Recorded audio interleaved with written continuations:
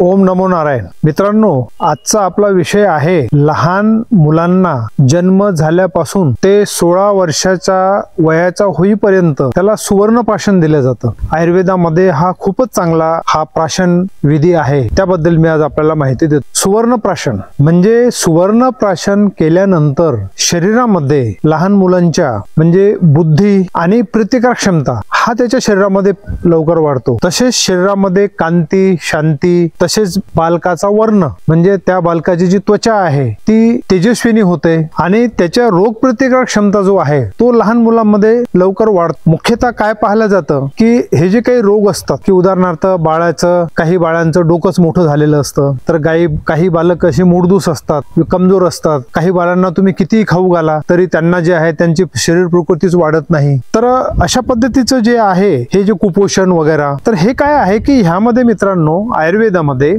3 प्रकारचा हा बालकांचा सहज जो आहे हा व्याधी सांगितलेला आहे। म्हणजे एक तर आहे दैविक। तर दैविक म्हणजे काय की जर समजा माता आणि पिता ह्यांच्या शुक्राणू व स्त्रीबीज याच्यामध्ये जर काही दोष असेल तर त्या दोषामुळे त्या लहान मुलाला जर ते आजार ते वाढतात। दुसरी आहे आदिभौतिक। आदिभौतिक म्हणजे गर्भ तुमचा पोटामध्ये स्त्रीचा असल्यानंतर त्या गर्भाचं जर पालन पोषण व्यवस्थित झालं नाही, समजा की आघात झाला, उदाहरणार्थ काही घरामध्ये अशी घटना घडली किंवा घरामध्ये त्या गर्भिणीशी नेहमी भांडणं होतात, तिला शोक, चिंता, जागरण असं भरपूर तिच्या मनामध्ये जर असेल तर नॅचरली तुमच्या त्या गर्भाची पाहिजे तशी वाढ होत नाही व पर्यायी जे आहे त्याला आदिभौतिक असे रोग लागतात। आणि तिसरा एक सांगितलेला आहे की आदिदैविक।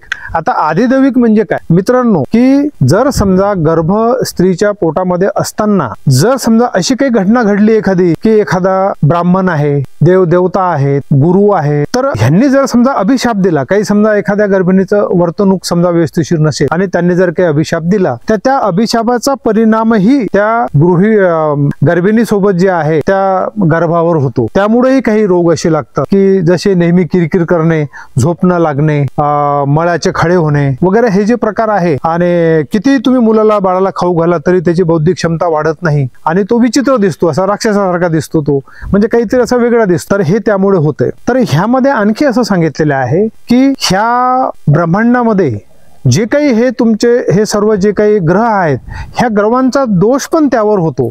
म्हणजे पूर्वजन्मीचे कर्मपाक, कर्मविपाक जे आहे त्याचाही बाळावर परिणाम होतो असं आमचं आयुर्वेद शास्त्र सांगतं। तर आम्ही ह्या सर्व गोष्टींसाठी आम्ही एक दिवस ठरवलेला आहे बालकांसाठी। आमच्या भारतीय आयुर्वेद एवं अध्यात्म योगपीठामध्ये एक दिवस आम्ही असा ठेवलेला आहे, तो म्हणजे तुमचा पुष्य नक्षत्र। प्रत्येक महिन्यामध्ये एक पुष्य नक्षत्र असते। समजा काल निर्णय वगैरे असं कुठले तुम्ही कॅलेंडर जर घेतलं तर त्यामध्ये पुष्य नक्षत्राबद्दल आपल्याला माहिती दिली जाते। त्या पुष्य नक्षत्राच्या दिवशी आमच्या आश्रमामध्ये दररोज म्हणजे त्या पुष्य नक्षत्राच्या दिवशी सकाळी 10 ते संध्याकाळी साधारणतः 5 वाजेपर्यंत जे आहे लहान बालकांना जर तुम्ही आमच्याकडे घेऊन आला तर आम्ही त्याला त्या दिवशी बाळाचं चांगलं संगोपन होण्यासाठी, पोषण होण्यासाठी, बुद्धीची क्षमता वाढण्यासाठी, वर्ण वाढवण्यासाठी त्याला सुवर्णप्राशन दिलं जातं। आता हे सुवर्णप्राशन म्हणजे सुवर्णभस्मच त्या बाळाला दिलं जातं। आता हे सुवर्णभस्म लगेच जन्मलेल्या पहिल्या दिवसाच्या बाळापासून ते 16 वर्षापर्यंत कसं द्यायचं, किती द्यायचं, त्या पेशंटचं बल किती आहे, त्याच्यामध्ये ताकद किती आहे,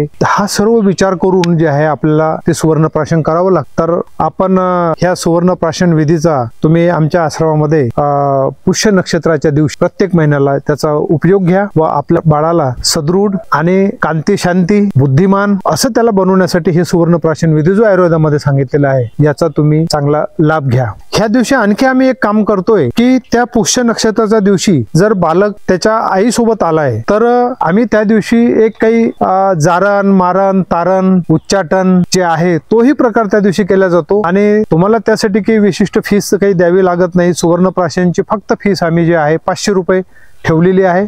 त्या 500 रुपयामध्येच बाळाचं जे आहे किरकिर करणे, झोप न लागणे, काही भूत प्रेत पिशाच ह्या जी काही ग्रहबाधा असतात त्या बाधा पण त्या दिवशी काढल्या जातात आणि वैयक्तिक आश्रमामध्ये ब्राह्मणांकडून ह्या सर्व विधी करून घेतला जातो। तर त्या दिवशी सुवर्णप्राशनच्या दिवशी म्हणजे माता बालक ह्या दोघांचंही संगोपन केलं जातं। ह्या सुवर्ण संधीचा लाभ घ्या आणि आमच्या आश्रमामध्ये पुष्य नक्षत्राच्या दिवशी माता व बालक ह्या दोघांनीही यावं अशा पद्धतीचे आपल्याला सुविधेबद्दल माहिती देतोय।